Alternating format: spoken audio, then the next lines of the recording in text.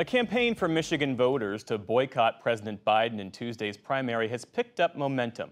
Some Muslim and Arab Americans are hoping to send a clear message to the president after months of frustration, they say, with the administration's handling of the war in Gaza. In Michigan, a winter of political discontent. Ahead of that state's presidential primary, President Biden's handling of the Israel-Hamas war is top of mind for many Democratic voters. Shame on you, Biden! Now, some Democratic activists and local leaders are organizing a protest vote against the president, encouraging voters to tick uncommitted on their ballots. Joe Biden failed himself. Joe Biden failed the humanity. So Muslim American community, our message, yes, indeed, February 27th in Michigan, we are voting uncommitted. We need to show President Biden and all the other candidates that we support Palestine. We don't support our U.S. tax dollars going towards Israel to ethnically cleanse Palestine. With more than 200,000 Muslim and Arab American voters in Michigan, their message remains clear. Without them, there's no winning the state.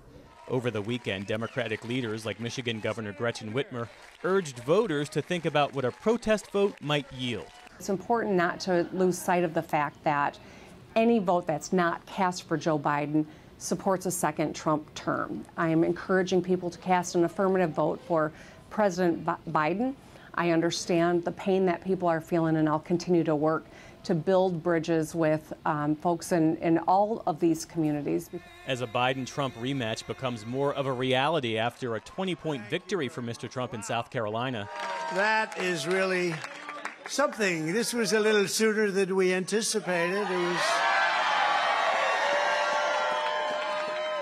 an even bigger win than we anticipated. It hasn't deterred South Carolina's former governor, Nikki Haley, from forging ahead to Michigan.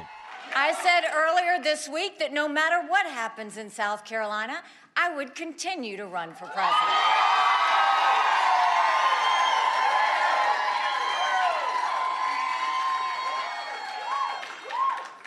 I'm a woman of my word. Haley still trying to carve out a lane of her own. It is why we must have a new generational leader. And you're not going to get peace if you're like Joe Biden putting your head in the sand, or if you're like Donald Trump, where he's saying don't pay attention to the rest of the world, just live in our own little bubble. And while some Haley supporters in Michigan say they're hopeful, I really hope that more voters come out and really support her, because I think that she really represents the new way that we need to go, instead of just going back to what we did with Trump. they're not necessarily optimistic. So I'm happy to hear what she has to say, but I think from a numbers perspective, very basic, straw poll for myself, it doesn't seem like the support's there.